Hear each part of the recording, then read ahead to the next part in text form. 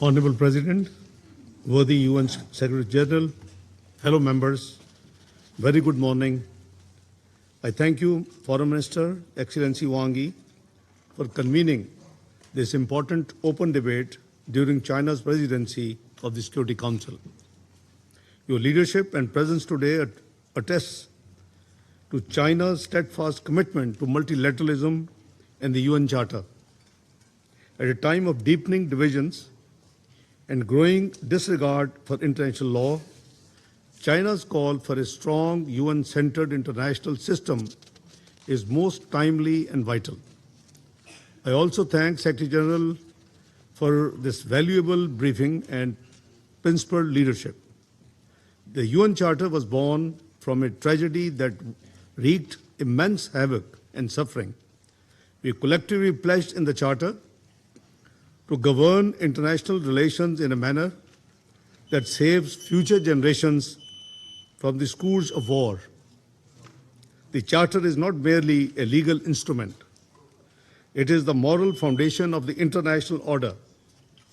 It affirms the sovereignty, equality of states, prohibits the threat or use of force, calls for the peaceful settlement of disputes, upholds the right of peoples to self-determination, and entrusts this Council with primary responsibility for the maintenance of international peace and security. Mr. President, for Pakistan, these principles of the UN Charter are sacrosanct. They are the foundation of our foreign policy, the basis of our international engagement, and the guiding framework for our contribution to peace and security.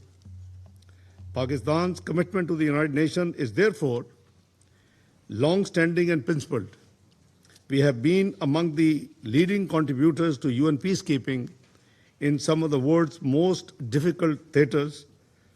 We have championed in decolonization, self-determination, conflict prevention, sovereignty, equality, and international cooperation.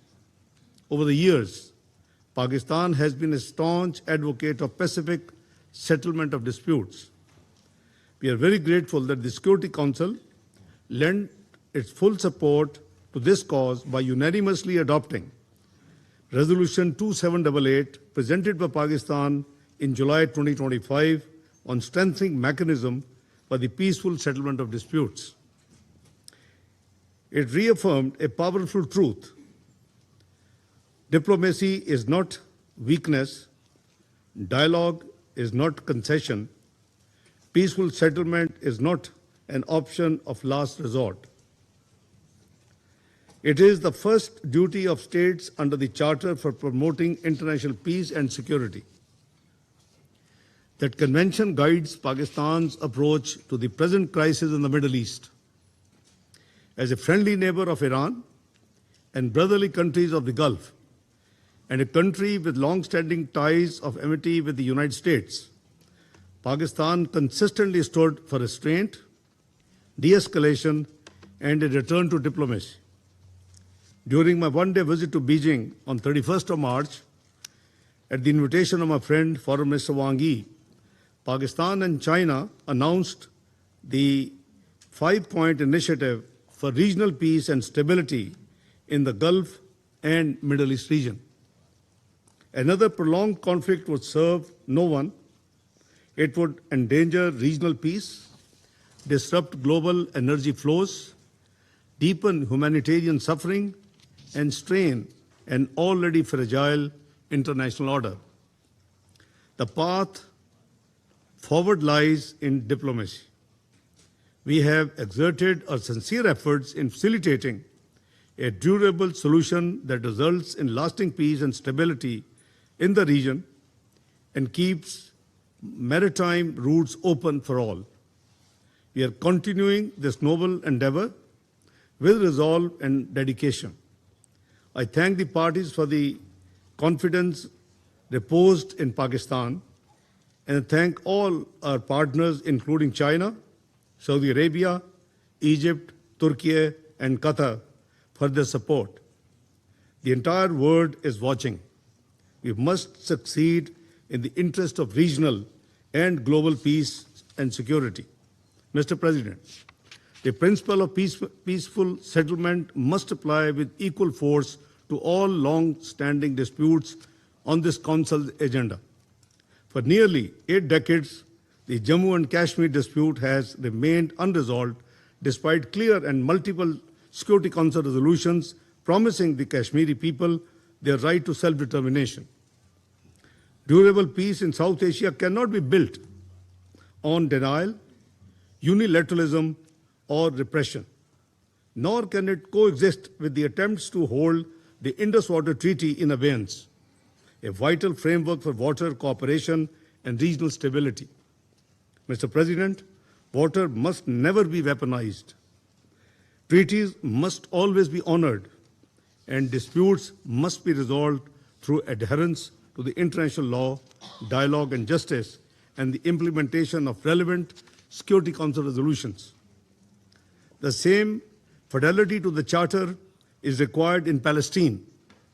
There can be no durable peace in the Middle East while occupation, collective punishment, forced displacement, and illegal expansion of settlements continue.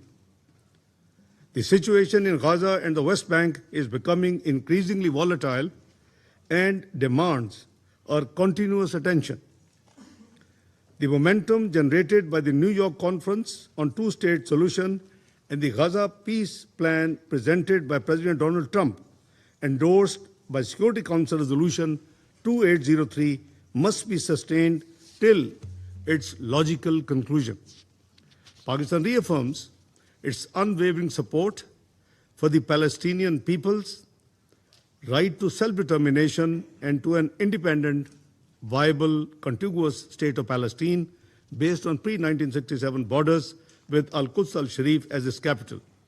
Mr. President, the crisis of the international system today is not caused by absence of principles. The principles are there and have been clearly spelled out and globally agreed.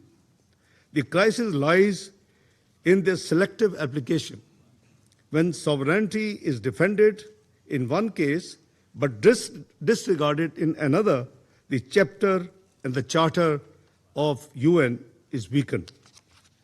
When occupation is condemned in one region but tolerated and even supported in another, justice is diminished. When Security Council resolutions are invoked selectively, the credibility of this Council is eroded. When powerful states act outside the law, smaller states are left no wonder whether the Charter protects all nations equally. Mr. President, this selectivity is very dangerous. It breeds mistrust, fuels grievances, encourages unilateralism, and weakens the very multilateral system we all claim to uphold. A UN-centered international system can only be strengthened through consistency, equity, and respect for law. Multilateralism cannot mean the management of global affairs by a few. It must mean the participation, voice, and dignity for all. Mr. President, this is why Pakistan supports comprehensive reform of the Security Council to make it more representative, democratic, transparent, accountable, and effective. Reform must not enlarge privilege or create new permanent seats of power. A reformed council must reflect the collective interests of the wider membership, particularly developing countries. An equitable reform based on increase in number of elected non-permanent seats allocated to regions together with improved working methods is the only feasible way forward. Mr. President, the purposes and principles of the Charter also require us to address the deeper drivers of insecurity: foreign occupation, denial of self-determination, poverty, inequality, racism, Islamophobia, hate speech, climate injustice, debt distress, and underdevelopment. Peace is not merely the silence of guns. Peace is the presence of justice, the protection of civilians, the dignity of people, the promise of development, and the hopes of equal rights to all. Mr. President, the United Nations remains indispensable. In need of reform, undoubtedly, but indispensable, the world needs a renewed commitment to the Charter. It needs a Security Council that prevents war, not merely debates on the wars, multilateralism that protects the weak, not merely accommodates the strong, diplomacy that acts before conflicts explode and generations suffer, justice that is not selective, peace that is not temporary, and law that is not optional. Mr. President, in a fractured world, the Charter remains our common language. In an age of confrontation, it remains our common shield.